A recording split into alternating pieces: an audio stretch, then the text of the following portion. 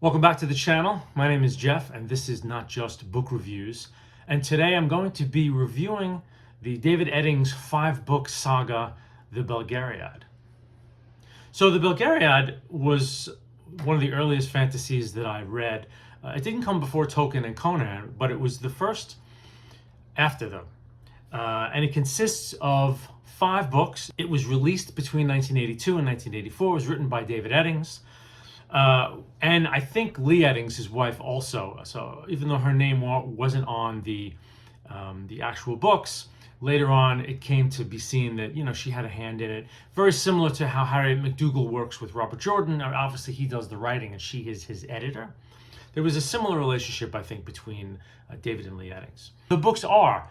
These are the mass market paperback editions that came out in the 80s. I love me a mass market, as you well know. Pawn of Prophecy, Book 1. Book 2, Queen of Sorcery. Book 3, Magician's Gambit. Book 4, Castle of Wizardry. And Book 5, Enchanter's Endgame. So, back when Eddings was writing this, the fantasy world was kind of fallow. Obviously, you would have the Weird Tales fantasy explosion in the 20s and the 30s. In the 50s, you had Tolkien. I think Gormenghast as well, Mervyn Peake. You also had weird fiction still going on a little bit, I think, in the 50s. In the 60s, you had Moorcock. Fritz Lever was being reprinted. I think they were starting to reprint Lovecraft and Howard in the 60s. 70s, a little bit more of an upswell. Things were starting to begin. And then really sort of Shannara in 77, I think, kicked off the first wave of Tolkien-esque fantasy, as kind of how we know it today. Sort of Shannara in 1977 and Lord Fowl's Bane, Stephen Donaldson, 1977. That whole series kicked off. And then fantasy started to cook a little bit.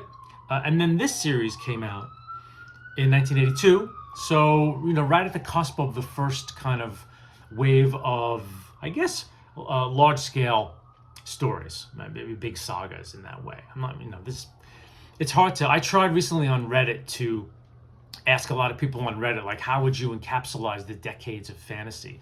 Like, do we have eras? Do we have a golden age and a silver age? And is this the weird age? And is this the whatever age? And I got a lot of conflicting reports and suggestions. So it looks like, the history of fantasy is not as cut and dry as I kind of want it to be. But something did happen in the late 70s and the 80s that did start a vein of heroic quest fantasy as being the main commercial driver. And I guess fantasy as a publishing phenomenon, right? That's when it kind of I don't think it sold the way Eddings and I'm not sure about Donaldson, but at least Terry Brooks and David Eddings. I mean, those books sold really well. So maybe that was when it became a publishing phenomenon. Anyway, I digress. So the series in some, not very unique, very kind of Tolkien derivative. You have these gods way back in prehistory. There was a battle between gods, and one god created an orb. The other god stole it, but it burned his eye. I don't really remember it because they're not very memorable. Eddings thinks the story of the gods is really interesting, so he puts them in these prologues before each of the novels. And they do give you a little insight about what's happening in that particular book, but they're not that interesting. But so there are these Rivens, right? The Rivens are the warders, I guess, of the orbs. And there's been a gap in the Riven line, so they don't know where the Riven heir is to this throne. And to guard the orb. Then, before the book starts, the orb was stolen. And Torak, this evil god, had the orb stolen, and now it's on its way to him. Torak, of course, is sleeping at the moment, and he won't wake until the orb gets to him.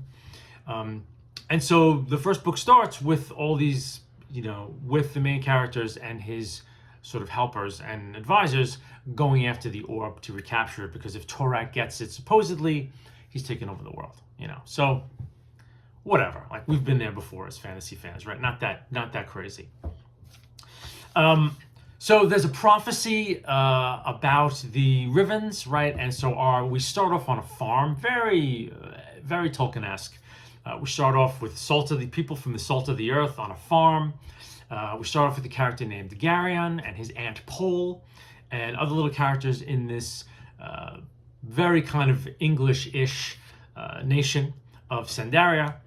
And, day in the life for a while until something happens, and then it's found out that they need to get out of this town and go on this quest. And basically, Polgara then takes Garion, and we get a sense that Aunt Pole is someone else that we think she is, and then off they go. So it starts off to be this long quest in 5 books. And it's interesting. I very much enjoyed it. I enjoyed it back in the day when I read it, and I just recently reread it. Just finished the last book about a month ago, and it was fun. I actually, as an older reader, I actually did enjoy it. So I'll go into what I think makes it still an enjoyable read, in today's day. But I think the main thing is that the world building is okay. They're mostly humans. They're mostly human, and it's mostly kind of Europe. There's the main island where the Rivens are from is kind of England, and then you have kind of a bit of a European gloss on these fantasy kingdoms of the West, right? So it's West versus East, very Tolkien-esque. You get some different races later on in the books, but they're kind of humanoid-ish. So there's not much in terms of, I would say creature diversity. There's a couple of monsters here and there, but it's peeps. It's you and I in a fantasy setting, basically. The thing about the Belgariad, you might be surprised saying, well, you're saying that it's kind of run-of-the-mill Tolkien. The story of the gods isn't that interesting. The overall quest is kind of samey. Why did you like it? And basically, I like it because Eddings does a great job with character and dialogue. It is a lot of fun to hang out with these people on the road because they are fun with each other. And the humor is great. It's a serious book with humor. So it's not like, Robert Asprin's Myth series or something that's just punny and quippy the whole way through and you're having a great old time. These are serious, somewhat serious fantasy books, but they've got a great vein of humor running through them, which I think is fantastic. And the characters, even though they're all human, are very distinct from one another, that their differences make for half of the engagement because they're all from very distinct societies, and I'll describe it a little bit. So you have Garion, who is the, prophesized guy who does a lot of magical stuff and wins the day at some point, right? I don't think I'm spoiling it. Kind of a boring dude, he's just a kid, doesn't really know anything about his heritage or what's going on, but a stalwart guy. And because he's in his, I think, early teens, there's a lot of, the first half of the series, there's a lot of him growing up. And his aunt and Wolf, who's this other character, kind of the Gandalf character. Wolf and Pole are kind of his guardians, let's put it that way. And as they're moving through these adventures, he's having to deal with stuff now that's adult level and having to grow up. And so there's some of it where he's, kind of, his childhood is ending in a way, and they're teaching him to kind of like, hey, they're kind of harsh teachers. I'll say there's an interesting relationship here between the adults and the children that at times can be a little off-putting. But, so he does grow a little bit, and then I think when he gets to a certain point in the series, when he's done kind of with the childhood growing, he's just kind of waiting around to fight the bad guy, and he's not a very interesting character. And the series doesn't stay with him exclusively. It branches off near the end of the last couple of books. But he doesn't turn out to be a very interesting character all the way through. He's interesting in a way when he's growing, and then he kind of just becomes a very static hero. But around him are these very dynamic characters. So his Aunt Pole, who is kind of a pill, actually. And after a while, when you first read the books, you're like, does the author like this character? Like, is the writer putting across Aunt Pole as endearing and sympathetic? Because she's very harsh and she's a pill, and I would not want her as a parent, let's put it that way. She's very unforgiving. She shames him a lot. And it's just like she's very harsh, always with him. And if he complains at all, she kind of throws a hissy fit like, oh, you don't know what I've done for you, what I've sacrificed. And you're like, but later on in the books, and I'm wondering if it was because either the publishers or fans or his wife, that Eddings kind of other characters kind of talk about Pole as like, yeah, she's kind of a, she's this and that. So the author does kind of recognize kind of that there's some really unflattering aspects to her. And in a way, it saves her as a character because she's very indelible with who she is. And then there's a character named Silk, who is kind of a prince in exile character, and he's the thief, rogue, Han Solo-ish character in the story, and he's a wonderful character because he's, there's the intense righteousness of Polgara and Wolf because they're, we got to win this mission, we got to do this thing, and Silk is the cynic. He's just sort of really the skeptic and the cynic, and he's very funny, and he's always able to key off of people and kind of make fun of, their particular eccentricities. So very fun character to be around. Then you have Barak, and Barak is kind of like the Viking analog. His people are kind of the Viking analogs. I think Silk's people are kind of like, I'm not sure, there's a European analog to some of these characters in some of their countries. Silk, I'm not actually sure what the analog is. So that's interesting that I just kind of came up with that. But for Barak, for sure, when they go to his kingdom, it's up, in the north, it's the Northmen, so definitely Viking analog, Scandinavian aspect. But he's just a big character with the axe, kind of a Conan character, but also very funny and has lots of lines that are really awesome.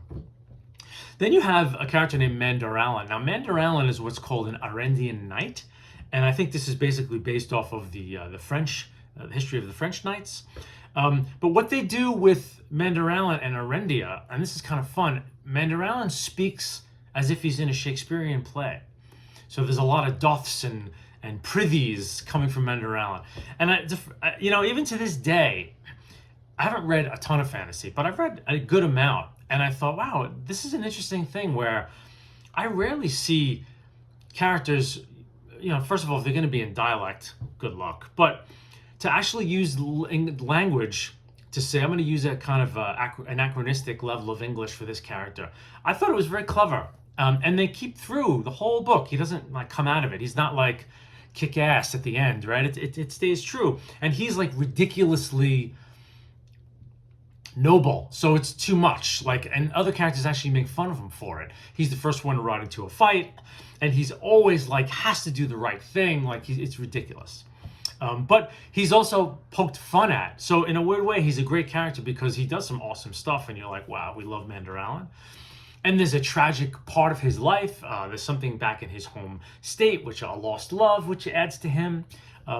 And he becomes buddies with Barak, and they kind of go back and forth with each other. And it's wonderfully entertaining, partially because Mandaralan is this extra thing and speaks in this very formal way. So I have to give it to Eddings. I thought that was very sharp and makes it very fun.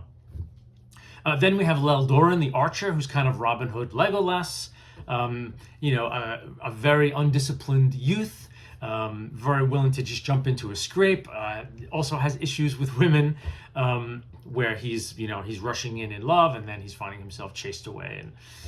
But an very fun character at the same time because Garion is kind of trying to help him deal with some stuff, because Garion's a pretty straight shooter, and Leldoran's kind of not very smart. So their interactions are kind of fun as well, and they develop a relationship, which I like. Then you have Sinedra, who becomes, the princess. Garion kind of ascends, and I'm not really spoiling it. You kind of, this is kind of, you see this coming early on. So she's besides Aunt Pole, she's the other significant female character in the story. And she's very interesting too, because her journey is sort of this completely spoiled royal princess. And she has to get down and dirty when she becomes kind of this other personage in the book and help out. She really does a lot to help Garion kind of do his thing. And she learns what it's like to rule. And so she has a nice arc, and she becomes in the beginning, she's kind of insufferable even to read about. You're just like, oh man, and is this going to not change? It's just are they putting this kind of insufferable character in to create drama throughout the whole series, since that tends to be a trope that hacks use, oh, we'll just put this character in, and they'll just, they'll annoy all the other characters, and it'll create drama, which will, and I find that very artificial, frankly. But she grows and she becomes a really interesting character near the end as she kind of becomes humble and does what she does. So I like her. And then there's kind of the quasi Gimli character. His name is Relg, and he has this cool power, which I won't describe, but he's kind of a troll slash dwarf, and his race is kind of the, you know, the underneath race. But they pair him up, and he's a religious fanatic who can't bear to be touched. And at some point during the story, they come across this concubine who they rescue, who's, you know, that was her job, was a courtesan. And she has, you know, Relg rescues her. And so she's like smitten with Relg, but he can't bear to be touched. And as you go along, he becomes more interested in her, but he's struggling with his religion.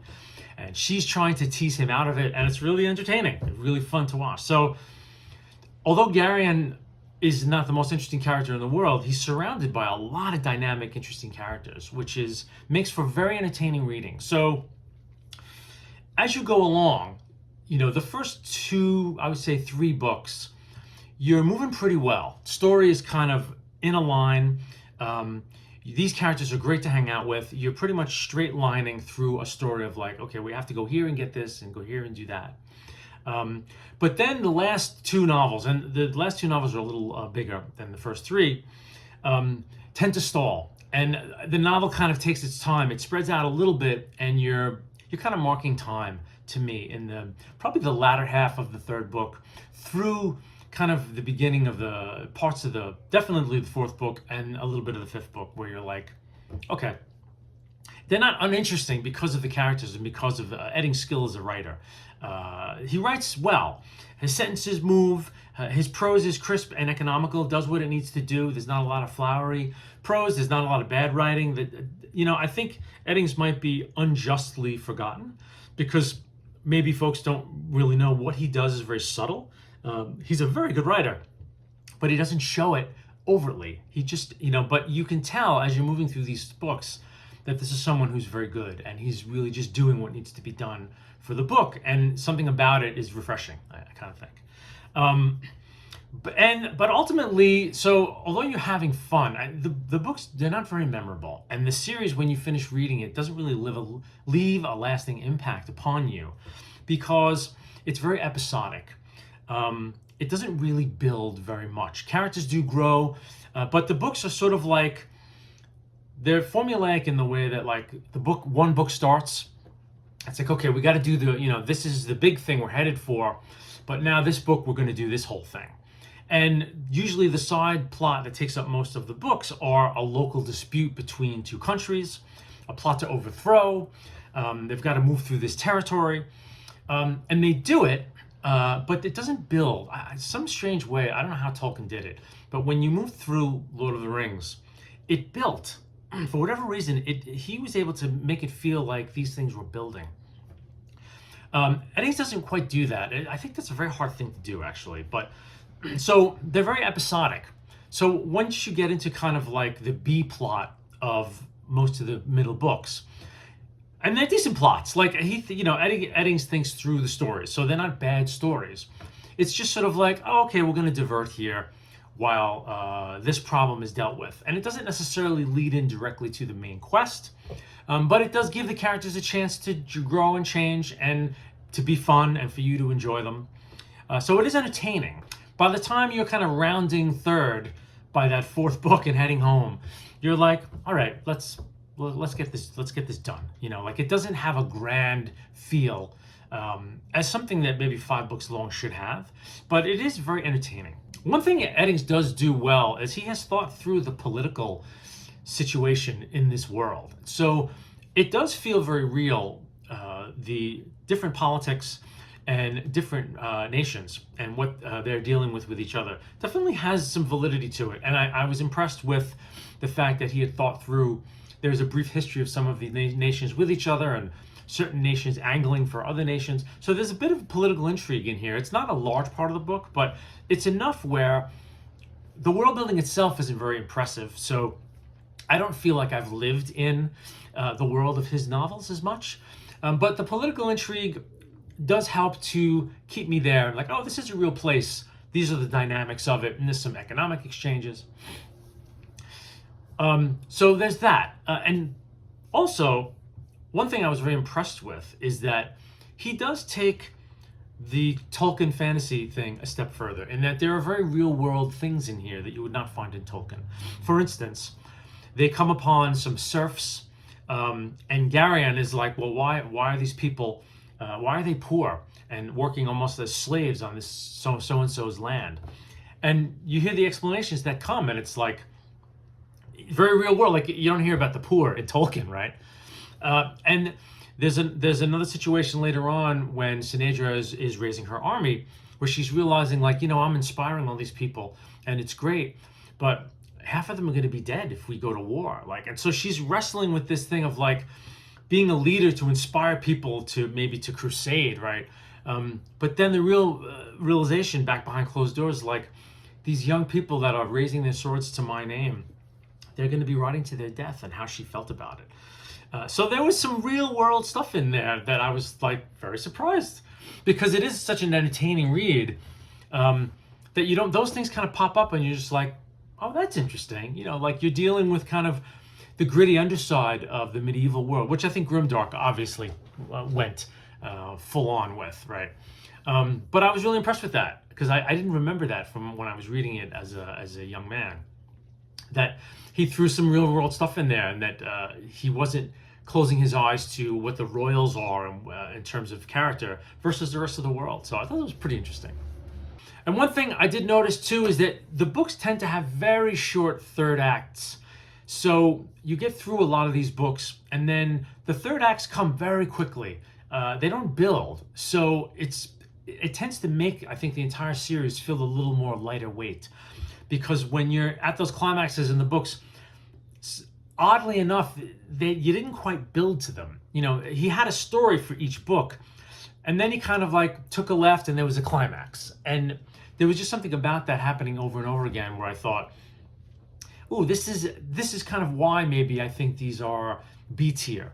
That they're just not, that he doesn't know how to really build to a good climax and a good ending. And then the actual series ending is the same. Our hero gets to the place and it happens, but it's not a very satisfying big conclusion. Again, because the books are ultimately very episodic. It doesn't really hit you with a slam bang, which is why I think when you walk away from this, I walk away with the characters in my head and the fun times and the bantering and that sort of thing. Not the story and not any other deeper things, but more of the journey was fun, but ultimately, kind of forgettable. Another very interesting reaction I had was, I was thinking about Robert Jordan a lot as I read this. So in the 80s, Jordan was writing Conan novels.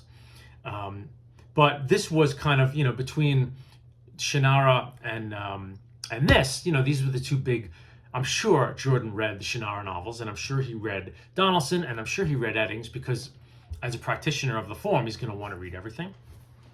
So the character of Anne Pole really struck me as something that maybe Jordan used as a template for a lot of his female characters in Wheel of Time. Very headstrong and willful.